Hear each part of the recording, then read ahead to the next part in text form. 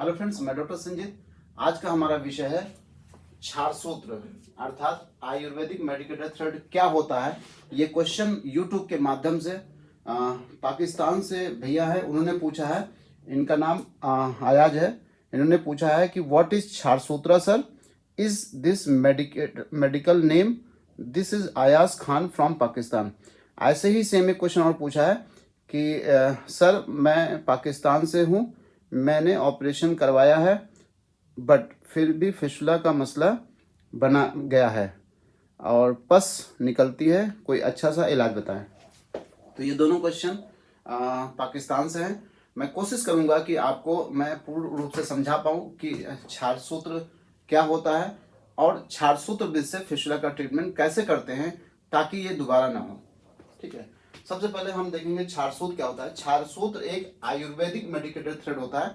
ये एक तरह से एक ऐसा धागा होता है जिस पर कुछ आयुर्वेदिक दवाइयों की लेपिंग की जाती है और ये ऐसी दवाइयों की लेपिंग की जाती है जो कि फिस्टुला ट्रैक में जो भी डेड टिश्यू होते हैं, जो वहाँ पे बैक्टीरियाज होते हैं, जो भी टिश्यू वहाँ पे इन्वॉल्व होता है उस ट्रैक के थ्रू, उसको पूरा कट करके धीरे धीरे घाव भरता है ये क्षार सूत्र। इसकी बनावटने की शुरुआत जो होती है, सबसे पहले ये थ्रेड होता है, ये थ्रेड होता है और ये बार्बर लाइनन थ्रेड हम यूज करते हैं 20 नंबर का, क्योंकि ये थोड़ा सा हल्का सा मोटा होता है। ऐसे 20 भी आता है, 30 भी आता है, 40 भी आता है, लेकिन जैसे जैसे नंबर बढ़ता जाता है ये धागा पतला होता जाता है।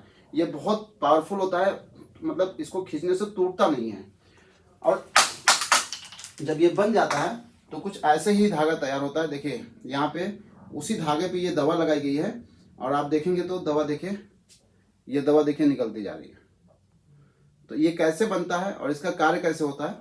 क्षार सूत्र का वर्णन हमारे आयुर्वेद जो सुश्रुत संहिता है उसके चिकित्सा स्थान के 17वां जो चैप्टर है उसमें श्लोक नंबर 30, 31, 32 आप देखिएगा तो नाड़ी व्रण के चिकित्सा में आया है कि क्षार सूत्र विधि द्वारा नाड़ी व्रण की जिस प्रकार चिकित्सा की जाती है उसी प्रकार भगंदर, जिसको फिस्टुला एनो से कोरिलेट करते हैं, उसका भी इलाज वैसे ही करते हैं।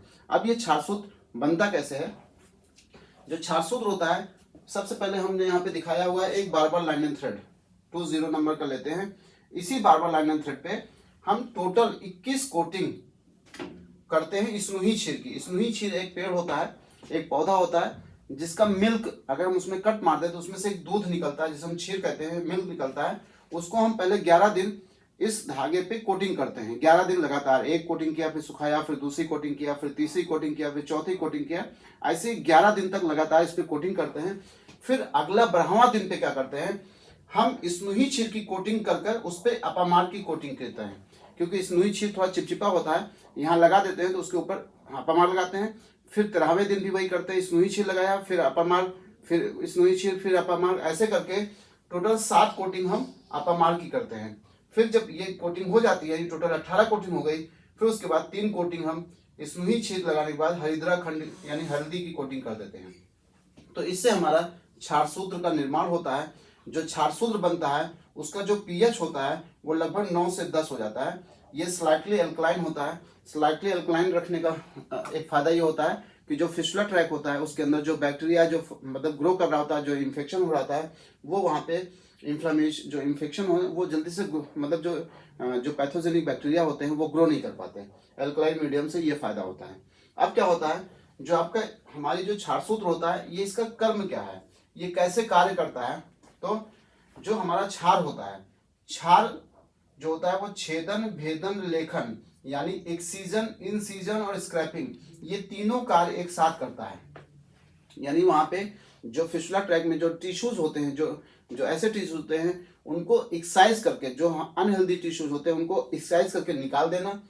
जब फिस्टुला ट्रैक होता है तो उसमें उसकी जो इनर लाइनिंग होती है वो बड़ी हार्ड होती है, बड़ा टफ होता है, तो उस टिश्यू को कट करना, उसको इंसिजन, उसको भेदन करना, वो क्षार करता है। और उसके साथ साथ जो वहाँ पे डेड टिश्यूज होते हैं, जो डेब्रीज होती है, उसको वहाँ से साफ करके, स्क्रैपिंग यानी लेखन करके वहाँ से वहाँ पे वॉश आउट कर देना। तो ये 3 काम हमारा क्षार अकेले करता है। इसीलिए अगर आप सुश्रुत संहिता में जाएंगे वहाँ पढ़ेंगे जो हमारा क्षार होता है ये अनुशस्त्र होता है। अनुशस्त्र जो होता है हमारे जो सुश्रुत संहिता है उसमें 20 प्रकार के शस्त्र और कुछ अनुशस्त्रों का वर्णन आया है। अनुशस्त्र में जो क्षार होता है वो शस्त्र और अनुशस्त्रों में श्रेष्ठ बताया गया है, क्योंकि ये छेदन, भेदन, लेखन तीनों कार्य एक साथ कर लेता है।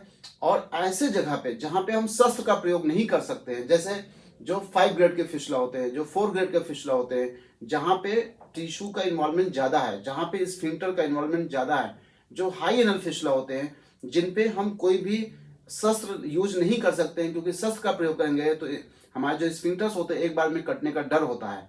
तो वही वहां पे आपका क्षार जो होता है वो तीनों काम करके उसको धीरे धीरे कट करके हिल करते हुए, कट करके हिल करते हुए सही कर देता है।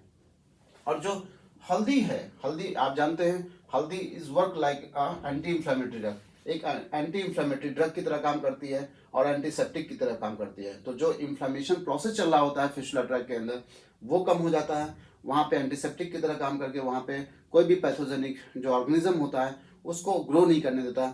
इससे हमारा फिशुला ट्रैक्ट धीरे धीरे धीरे ठीक हो जाता है और इसमें दोबारा होने के चांसेस बहुत ही कम या ना के बराबर होते हैं अगर सही टेक्निक से किया गया है। तो ये हमारा होता है क्षारशोथ। दूसरे क्वेश्चन का आंसर है कि कई बार होता है कि जो हाई एनल फिशुला होते हैं या मान लेते हैं कई बार नॉन डायग्नोस्टिक, जैसे हमने मान लो फिशुलोग्राम एमआरआई नहीं कराया, ऐसे ही हमने कोई उसकी केस कर दिया, तो उसमें रिकरेंस के चांस होते हैं। जैसे कि आपने दूसरा क्वेश्चन देखा कि उनको दोबारा हो गया, तो अगर वहां पे आपके यहाँ क्षारसूत्र की व्यवस्था है, अगर कोई डॉक्टर वहां पे क्षारसूत्र विधि से इसका ट्रीटमेंट करते हैं फिशुला की, तो प्लीज एक बार आप उनसे मिल लीजिए, एक बार उनसे इसका ट्रीटमेंट कराइए, आप देखेंगे हो सकता है कि आपको दोबारा फिर ना बने। लेकिन फिशुला में सबसे पहले एमआरआई फिशुलोग्राम कराकर फिशुला की कंफर्म डायग्नोसिस बनवा लीजिए कि आपका फिशुला कौन से ग्रेड का है, क्योंकि हमारे शरीर में फिशुला 5 प्रकार के बनता है, ग्रेड 1, ग्रेड 2, ग्रेड 3, ग्रेड 4 और ग्रेड 5। तो किस प्रकार का फिशुला है उसके हिसाब से फिर इसका ट्रीटमेंट होता है, तब दोबारा हमारे शरीर में नहीं बनता जल्दी। Thank you.